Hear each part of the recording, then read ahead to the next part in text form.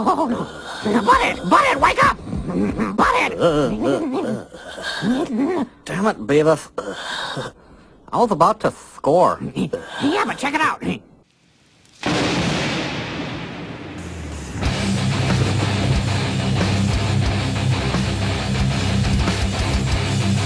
is gonna be cool. Ooh, baby. Hey, baby.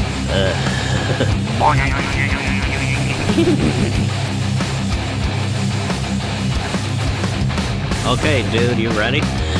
Yeah, go for it.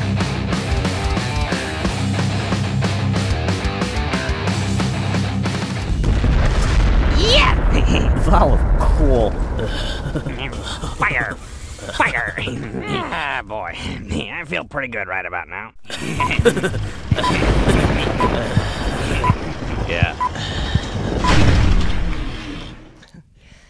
Hello, headbangers. I'm your metal maiden here at 123 Pleasant Street tonight. And with me is the vocalist for the Texas Hippie Coalition, Big Dad Rich. How's it going? Pretty good. Is it okay if I call you Big Daddy since I can remember that easier?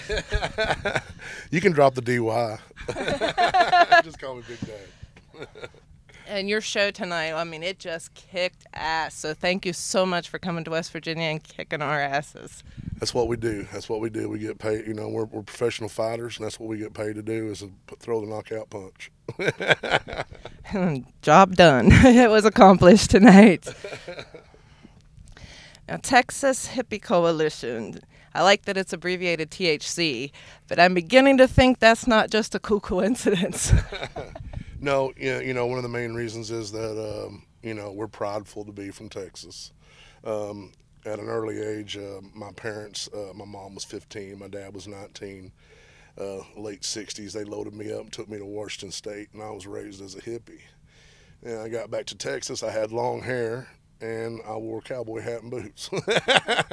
So it was the strangest thing for most people. It just seemed pretty common for me, and you know, I was lucked out through life getting to be able to be raised on great bands like ZZ Top, Bob Seger, Leonard Skinner, and also had you know, the influences from Johnny Cash, Willie Nelson, and Waylon Jennings. So you know, we're lucky there, but you know, became hippies just out of patronage or homage towards my parents for raising me in the hippie way, and Coalition because I wanted all of our fans to, I wanted them to feel a part of it. I wanted them to feel like they were a part of this in every way. That's why we call all the people that come to our shows and hang with us, that's our party posse. All the people that we do eat and greets with, you know, we have people cook for us. We don't bring in a caterer. We have our family members cook for us, and you know, it's just a good old down-home way of living, and, you know, it's a red dirt way of life, and it's the only way I know, so working for me. And the red dirt, I noticed that you classify your music as like a red dirt metal or something. Explain to me why. What does that really mean? Well, down south, country bands in the Texas area, it's not all just Texas. There's Oklahoma, Kansas, Arkansas, Missouri, Louisiana, Arizona, New Mexico, Colorado. It's just a southern style of music that's been, it's country, but it's been dubbed its own little subgenre of red dirt, and it's really storytelling music, and that's the way our songs are. A lot of them tell a story. So when we play down south, we have the luxury of playing with you know, classic rock bands like Bad Company and Nazareth. We just did some shows with Korn, fixing to do some shows with BLS. You know, we get to play with great bands like Queensryche. And we also have the luxury of playing with some great bands like Gary Allan in the country music realm, and Cross Canadian Ragweed. And in playing with those country bands, Stoney LaRue, Kevin Fowler, and Cooper, good old boy. No kin to Randy, thank God.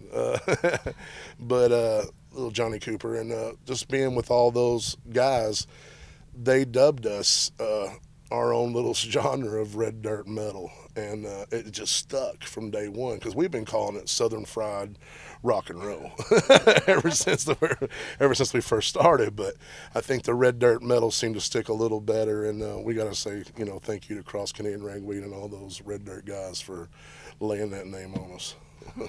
That's really cool. Your newest album was Rolling, and we heard a new single Beg. Right. They came out. When can we expect a new album? The new album, actually, I'm going to, me and the guys are going to Detroit, Michigan from the 28th of October through November the 7th to record with the guy that produced all the first albums for Kid Rock. Oh, cool. And then immediately following that, in the end of November, we're going out to lay down some tracks with the guy that recorded the Guns N' Roses albums. So we'll be working with two great producers and seeing which way and direction the band is going to go. And, we're really looking forward to that experience. We've got a lot of songs written right now. I got one song where I sing about drinking Whalen whiskey, smoking Willie weed, and getting paid in Johnny Cash. So awesome. The album's already pretty thought out on my part. The guys are working up a lot of the music. A lot of the words are already there for us. A lot of the song ideas and content are there. We're going to call the album Hang 'em High. Cool. Yeah, it is cool. I'm hoping that on the album cover, all of us will be hanging from the hanging tree. That's awesome. Now, you've been underground before you got up to this level. Oh, I think that we still are underground, and we're proud to be. I think that we want everybody to know that we're going to wave the highest flag in the underground. You know what I mean? We want our flag to wave the highest in the underground. Everything above the ground, and everything that belongs to some great bands, and we would love to reach that stature. But if you ever read the book Dirt by Motley Crue, there are cogs. And right now, this band seems to be on one of the strange cogs to where you're just constantly trying to keep from getting crushed. Right.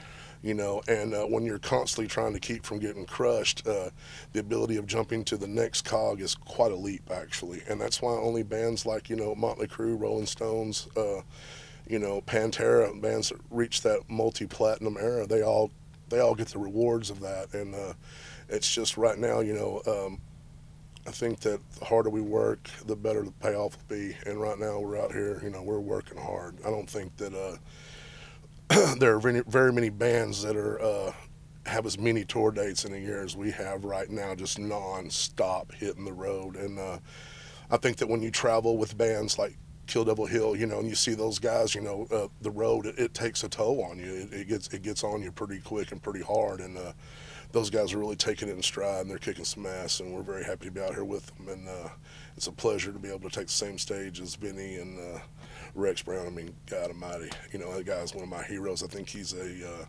to me, he's a national treasure. And if anybody said a bad word about him, I'd probably hit him.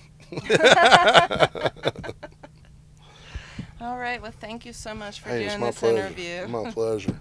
My pleasure. Like I said, THC, baby, it's all about the coalition, and we appreciate y'all getting the word out there about us. And we got to take that THC and let everybody know that it is growing like a weed. Thank you. It's always good to stay home with the old lady on hump day. And I think if you went to work tomorrow, you'd probably get drug tested. You'd probably test positive for THC, baby! Hell yeah. Don't know if y'all know this, but I drove all the way from Texas just to drink some liquor and smoke some weed with y'all. Call this one Texas Tags.